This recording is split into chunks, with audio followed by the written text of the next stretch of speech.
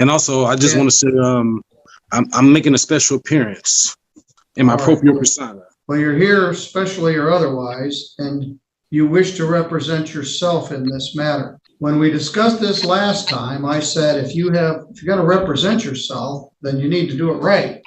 You need to show up at the appointed time, which you have done.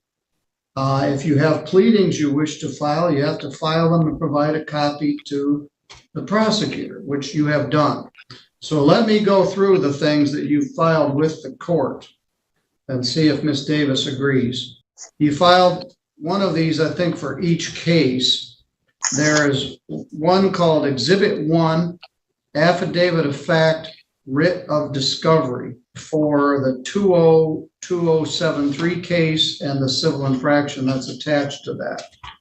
Then you filed a Writ of Discovery, Affidavit of Fact in each of the cases. Does that document require me to make any ruling or anything, or you simply wanted to have that on file? Your Honor, and before he responds to that, I don't have any of those in my files. Or you don't? No. You came to the courthouse. You didn't get these? No. He's talked about them each time he's come in, but he has not provided any to our office. Well, some of these are printed on 11.5 by 14 paper. It's hard to find something that will print that, but I will make sure that you get a copy of each of these documents. Thank you. I think she put them in on base. Anyway, regarding the writs of discovery, affidavit of fact, is there anything you want me to do with that, or you simply wanted to place that on file? I had to. So everything I do, I have to place on public record. So I let everyone know what's going on. So I basically have to anytime before court, I have to send in my affidavit so I can let the court know what's going on prior to me being there. All right, so well, I've accepted these. They've been date stamped December 1st. They're placed in the on-base filing system, and I will provide copies of each of these to the prosecutor. Right, those are on but file. Also, it's my understanding. Let me recap what else you filed. You filed a document called 1508 point, specifically mentioned identification documents 18 USC 1028 and an accompanying House resolution. Yes. Received that for filing. I'll provide a copy to the prosecutor. You filed a position statement of certification from the Pennsylvania House of Representatives from 1933 right to know law request. I've received that, date stamped it, and I will provide a copy to the prosecutor. Sweet. You provided a copy of the Constitution of the United States of America, North Continent, the preamble and the Constitution, and you also provided a copy of the Bill of Rights. We're all familiar with those, but I'll accept it for filing and provide a copy to the prosecutor. You also filed a document called Legal Notice, Name Declaration, Correction, Proclamation, and Publication. Yes. And sealed. And I've received that, date stamped it, and we'll provide a copy to the prosecutor. Then you filed something called United Nations Declaration on the Rights of Indigenous Peoples, 29-page document from the United Nations. I'm not sure on the date of it is 2007. And that's also date stamped December 1st, and a copy will be provided to the prosecutor. Then you filed a copy of a Treaty of Peace and Friendship dated 1787 between Morocco and the United States. And that is a 4-page copy, apparently, of a treaty from 1787. Again, that's date stamped. It's been received for filing. We'll provide a copy to the prosecuting attorney. All right, so I've accepted your filings. You wish them to be on the record, and they are. Thank you very much. We have some things we have to discuss. But also, all right, what else did you want to say? I apologize. I wasn't trying to cut you off. But also, it's from my understanding that all affidavits must be answered, or else they stand in law. as law. So I'm hoping that you all will review all my documentation and answer to my affidavit, please. All right, let me rule on that. This is not a legal document per se. It's not a motion. It's not a, it's just a declaration that there is no answer. I've accepted them for filing. I'm not requiring the prosecutor to file an answer, and the court won't be filing any answer, but I've accepted your documents.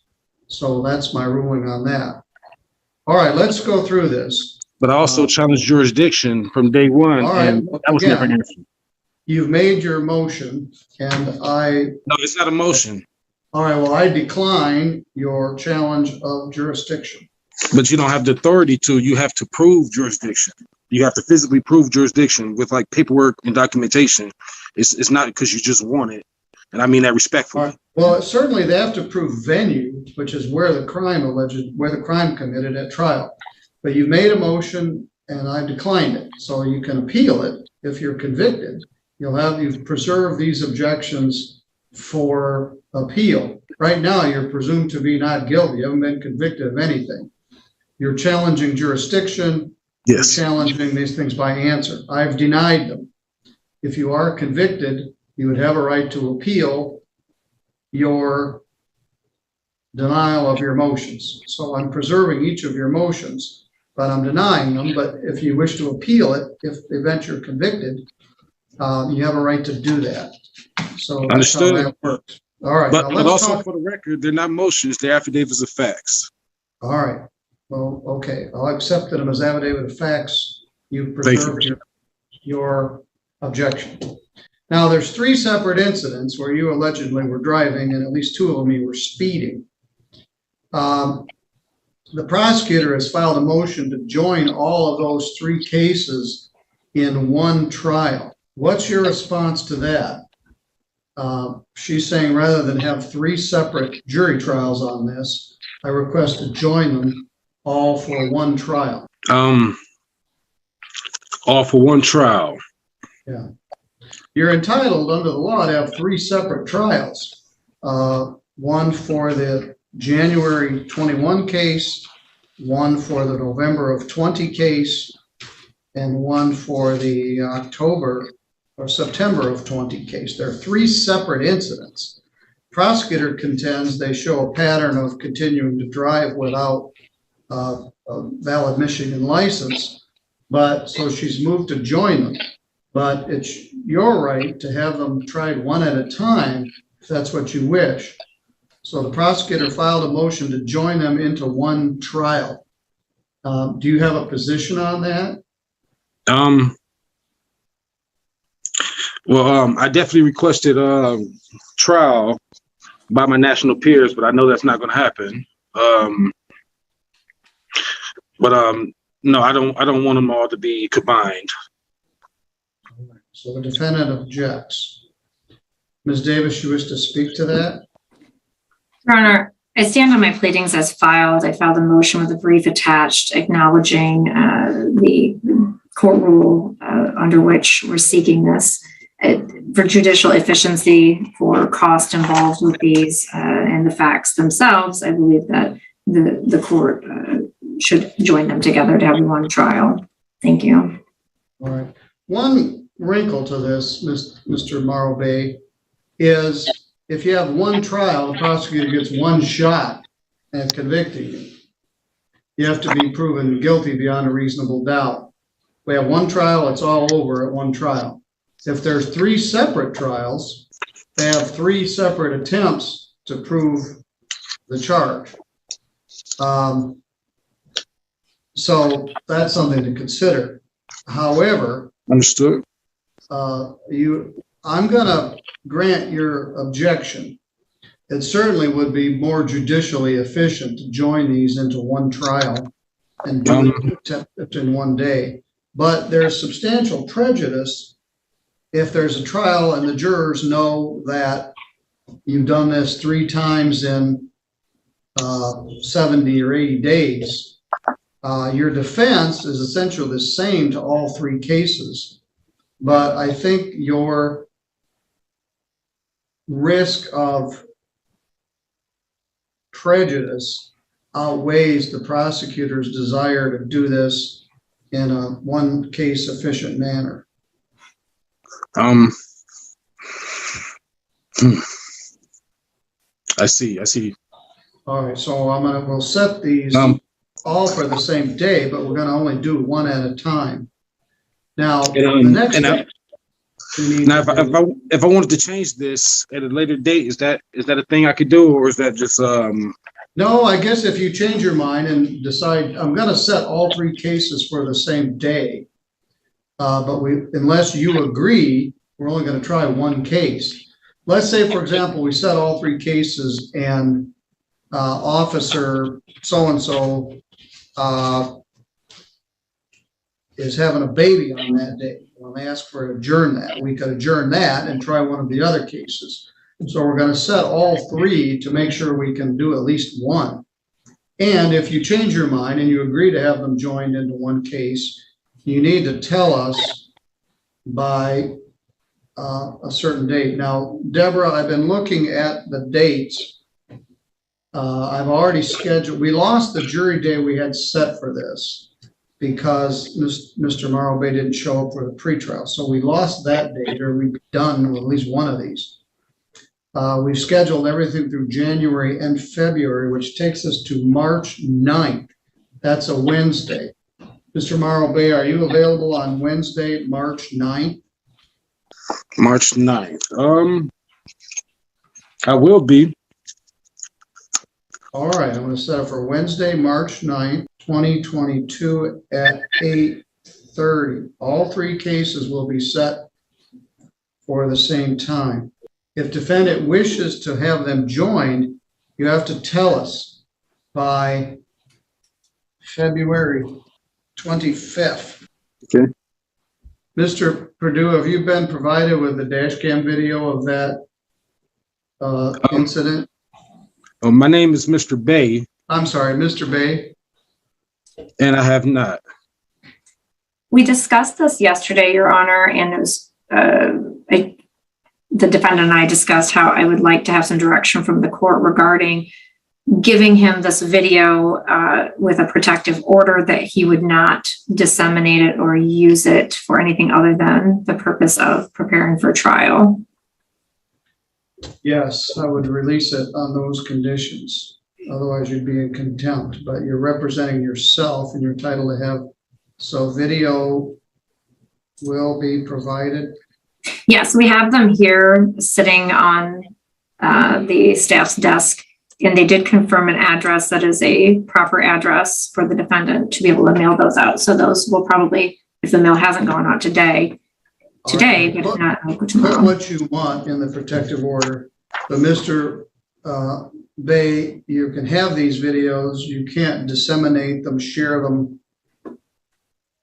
I can.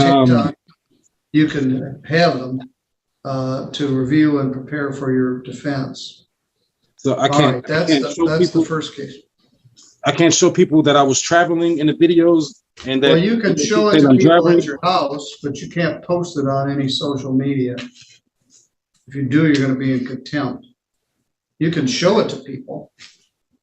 You can't post it on any social media until this trial is completed.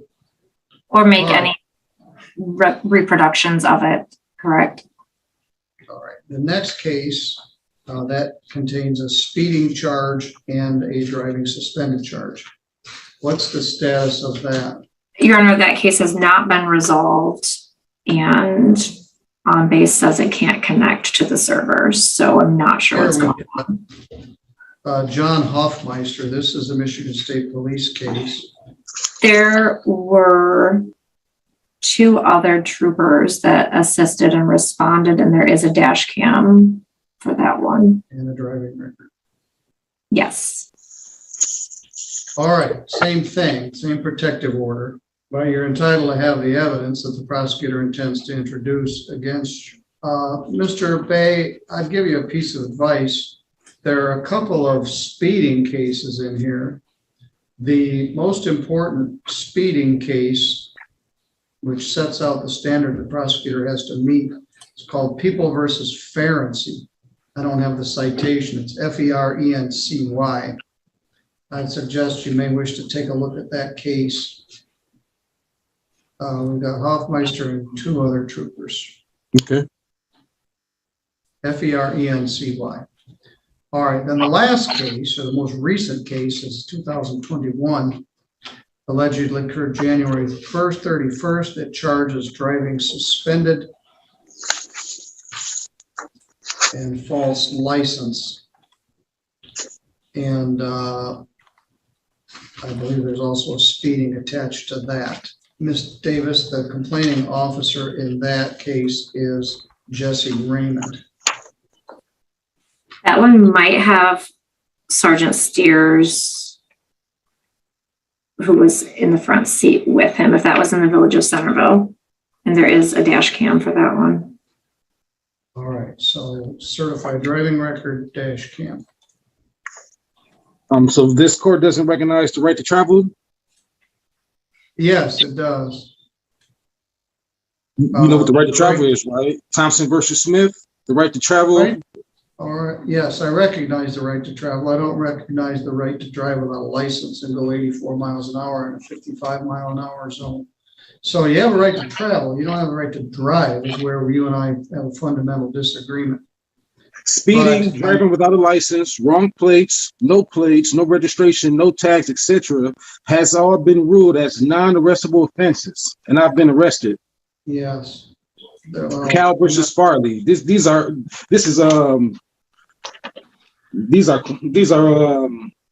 court case documents right here that we keep ignoring. I don't know why we keep ignoring these. Well, where are these they Supreme from? Court case documents right here. All right. The right to travel was ruled in the Supreme Court. Okay, I'm right? familiar with it. Anyway, you didn't. So file an hold on, but you can't just gloss past it though. I mean, because you have to. All right. So you made a motion. We'll just accept it as this. I'll put it in order. Your motion to dismiss regarding the right to travel is denied. And so that also preserves your motion. You can appeal on that issue if you are convicted. So I didn't file a motion. Well, then file a motion if you want to argue it. But I didn't. That's an you can't affidavit. just, all right. Well, so now you're saying, so I'll accept your oral motion. It's not a motion. Well, your affidavit, whatever it is. Yes. Regarding the right to travel is denied. Your Honor, so that the court is aware, I did speak to the defendant about this issue with discovery materials and potential exhibits yesterday via telephone. But the people intend to file a motion in limine based on Michigan Rules of Evidence 403 for exclusion of evidence based on confusion or waste of time. Again, I haven't seen all of these documents that he is intending to present, but once I do see them, I suspect that we will be filing a motion in limine to have them excluded from any discussion during trial. You have 21 days to file a motion and he has 21 days to respond. Thank you, Your Honor. And Mr. Bay, you also have 21 days to file any further motion. I know that's the affidavit I sent you. That's what it said. You have 21 days to respond to it. I just responded to it. I denied it. I'm advised that I got. You have to deny it in paper. You have to send me something in writing with Samir Bay on it, and you have to deny me as a national because I was traveling as a free national. All right, I'll put that in order. March 9th doesn't work. That's Judge Patterson's day. Does March 2nd? Honestly, I don't want to come back to none of these courts. I would love for y'all to actually uphold the law and not try to uphold these statutes against me. So I don't really choose to. The only reason why I'm even showing up is because if I don't show up, you're going to send your private mercenaries to come get me, and I don't have time for that. I have a family to take care of. So that's the only reason why I'm even giving this time of day. It's interesting. You want me to uphold the law, but you don't want me to uphold the statutes. Yeah, no. These aren't private mercenaries. They're sworn deputies and employed by the County of St. Joseph. Anyway, I didn't bring these charges, Mr. Morrow Bay. The Sheriff's Department or the individual departments filed them. The prosecutor is prosecuting them, and you're the defendant. You also wish to represent yourself. So I'm going to do. I can't represent myself. Schedule this. I'm going to do this for March 2nd, 2022 at 8:30. All three cases. Deborah, I would just inquire, was there a plea offer? Your Honor, after speaking with the defendant yesterday, the people would offer that if he were to plead in each case to allowing another to violate the motor vehicle code and acknowledge the speeding violations, we would dismiss the remainder. I'm sorry. Could you repeat that? Sure. If you would plead to the misdemeanor of allowing another person to violate the motor vehicle code in the three open cases, we would dismiss all of the driving suspended, the registration, all of those, but you would also have to acknowledge the two speeding tickets and pay the fine for the infraction on those.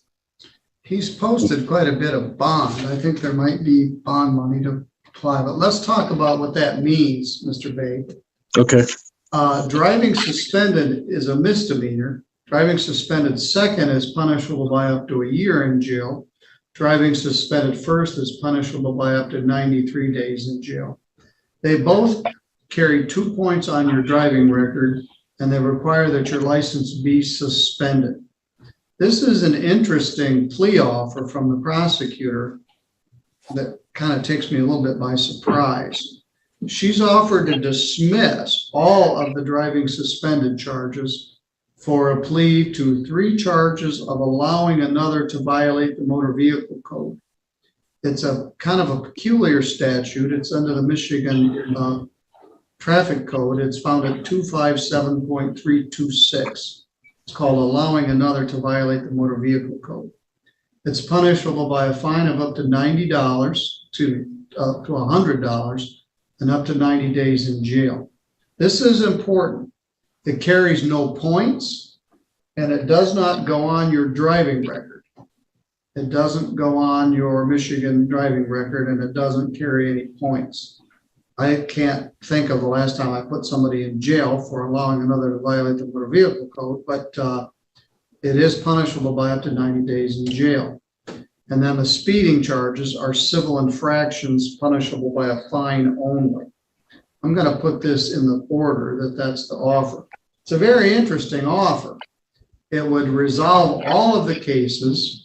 I guess you could plead as the other would be either Samuel Morrow Bay allowed Sammy Perdue to drive or vice versa, but it wouldn't affect your Michigan driving privileges and wouldn't go on your driving record. It's just got a lot of baggage on it. Your Honor. Yes. Also, the people would not object to a no contest plea in this matter. All right. That's interesting too. Mr. Morrow Bay.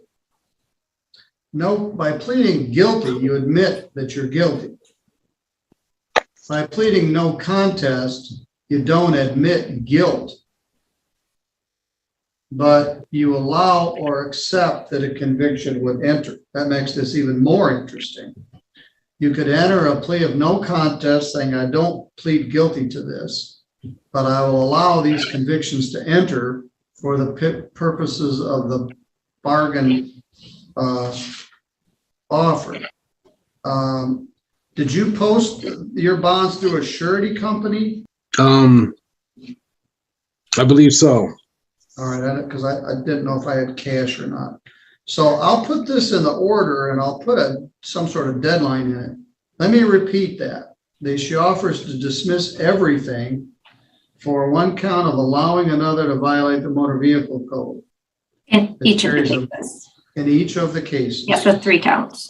Plus the 2 speeding counts. This will cost money, unlikely to result in a jail sentence, and it would resolve all the cases, and it would not affect your Michigan driving privileges.